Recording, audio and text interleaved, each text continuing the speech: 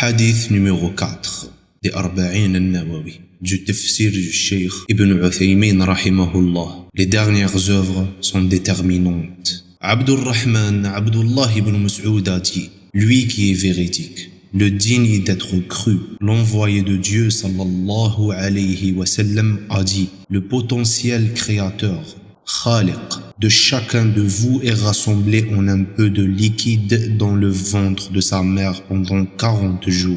Puis il est une adhérence pendant une période similaire. Puis il est une mâchure pendant une période similaire. Dieu mande ensuite l'ange qui insuffle en lui l'esprit et à qui sont ordonnées 4 paroles. Écrit, est-il dit à l'ange, celui qui le sera accordé, rizq, le moment de sa mort, ajal, ses actions et son sort, misérable ou heureux, dans l'au-delà. Par Dieu, que nul n'est en droit d'être adoré que lui. L'un d'entre vous accomplit les actions des gens du paradis jusqu'à ce qu'il n'y ait plus qu'une coudée entre lui et le paradis. Puis l'écrit le précède. Il accomplit les actions des gens du feu, et il entre dans le feu. Et un autre d'entre vous accomplit les actions des gens du feu, jusqu'à ce qu'il n'y ait plus qu'une coudée entre lui et le feu. Puis il écrit le précède. Il accomplit les actions des gens du paradis, et il entre au paradis. Commentaire. Dans ce 4e hadith, le prophète sallallahu alayhi wa sallam montre que dans le ventre de sa mère s'effectue le passage de l'homme d'une étape à une autre, l'écriture du moment de sa mort, ce qui lui sera accordé, etc.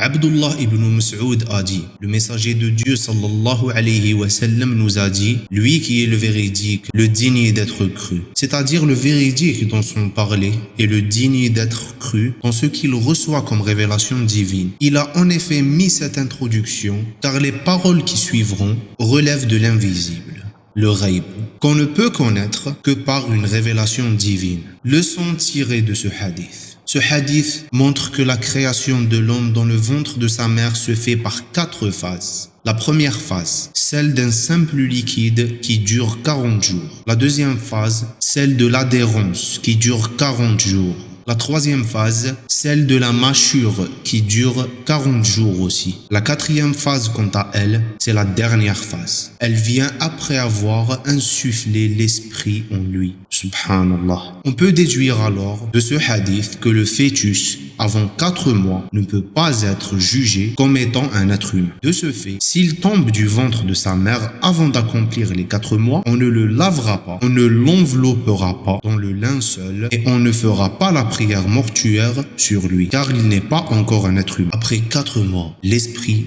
est insufflé en lui et il acquiert le statut d'un être humain vivant. S'il tombe après cela, on pratiquera sur lui les grandes ablutions. On l'enveloppera dans un linceul et on fera sur lui la prière mortuaire comme quelqu'un qui a accompli 9 mois dans le ventre de sa mère. Les utérus ont un ange qui leur est propre. Le prophète sallallahu alayhi wa sallam a en effet dit, Dieu mande ensuite l'ange, c'est-à-dire l'ange responsable des utérus. Les situations qui vivra l'homme sont écrites alors qu'il est encore dans le ventre de sa mère. Ce qui lui sera accordé, ses actions, le moment de sa mort, son sort misérable ou heureux. Dans ce hadith, on déduit la grande sagesse divine et que toute chose a auprès de Dieu un terme fixé et se trouve dans un écrit dans lequel rien n'est ajouté, rien n'est ôté. L'homme doit vivre constamment dans la crainte de Dieu et de son châtiment. Le messager de Dieu sallallahu alayhi wa sallam a en effet informé que l'homme accomplit les actions des gens du paradis jusqu'à ce qu'il n'y ait plus qu'une coudée entre lui et le paradis. Puis l'écrit le précède. Il accomplit les actions des gens du feu et il entre dans le feu. Il ne convient pas que l'on perde espoir,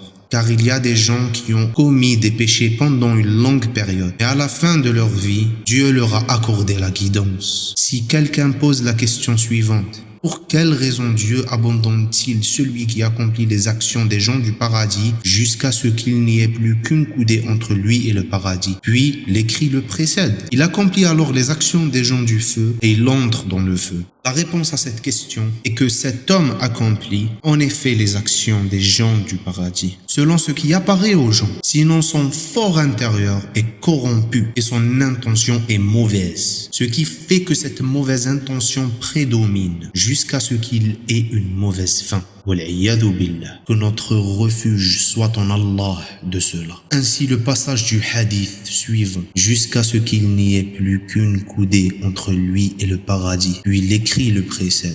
Il accomplit les actions des gens du feu et il entre dans le feu. Cet écrit fait allusion à l'approche du moment de sa mort et non pas son approche du paradis de par ses actions.